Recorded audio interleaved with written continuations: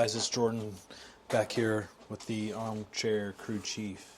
I just wanted to make a special edition podcast here since the news broke just right around the same time that I had recorded this podcast.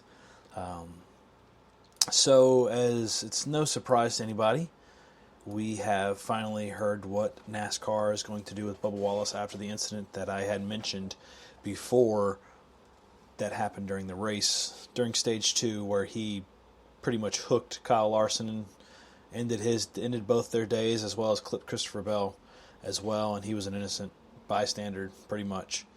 So before we get into that, I just kind of want to bring up something else, that another fine or penalty that came out from NASCAR, and that was the number 18 car has lost their crew chief for 4 races, and I believe one other member of his car team will not be there as well because he lost a tire coming off pit road. You could see it smoking, and they didn't get it tight. So, that's been a problem this whole season with this new single lug and getting the detents put in right, and teams have worked on it. Some teams have figured it out or not had any problems, and other teams have. But anyway, going back to the big news that we received yesterday evening, Bubba Wallace has been suspended for 1 race for the actions that have happened on the track Sunday at Las Vegas. John Hunter Nemechek will replace him at Homestead for his suspension, and 2311 has said they will not appeal this. Now let's dive into this a little bit more. Joe Logano was on a recent podcast or a recent show, and he pretty much said, hey, he put Larson's life at risk. That wasn't cool. And he's right. He's 100% right. So, hey, if it were me, Bubba would have been sitting for the last 3 races, because you only have 3 more races left. You have Martinsville coming up after. So you have Homestead, Miami, Martinsville, and then you have the last race of the season, Phoenix, the championship race. So, I would have parked him the whole time. Is it my call? Nope. And Bubba's probably happy that it's not my call, but he'd probably think, yeah, you're nobody. What are you talking about? So, going forward, Homestead, you're going to have John Hunter in the, who knows what car it's going to be, to be honest with you. He's just going to be replacing Bubba Wallace, because if you ask me, NASCAR shouldn't have let Bubba swap numbers, because that's all he did was swap numbers. He kept the same team and everything.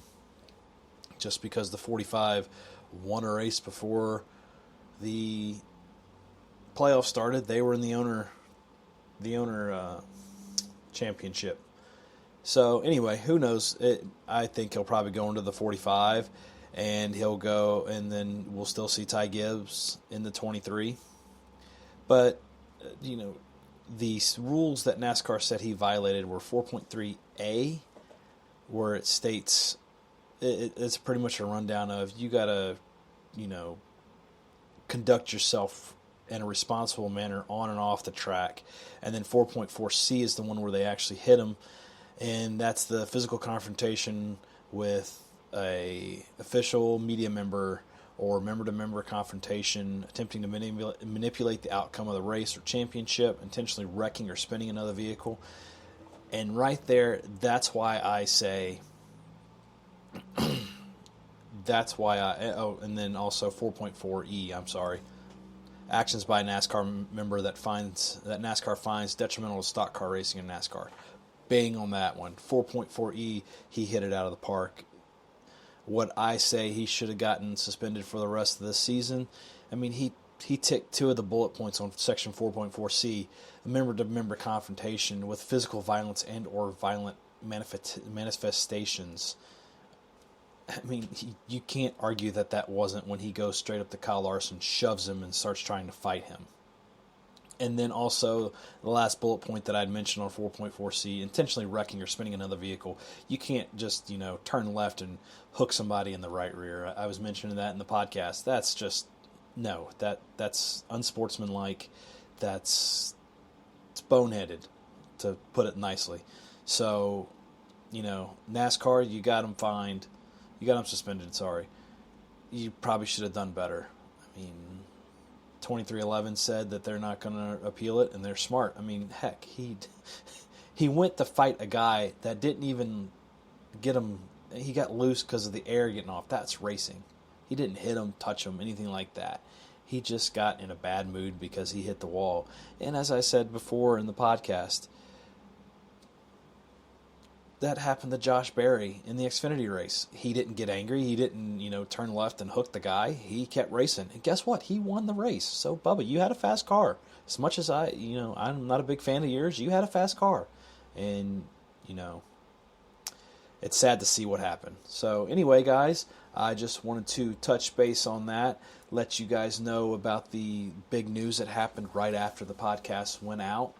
And, I hope you like this podcast and you guys keep listening. Please share it with anybody you may find interesting, might find this interesting, and please like, comment, and subscribe. Everybody have a great day.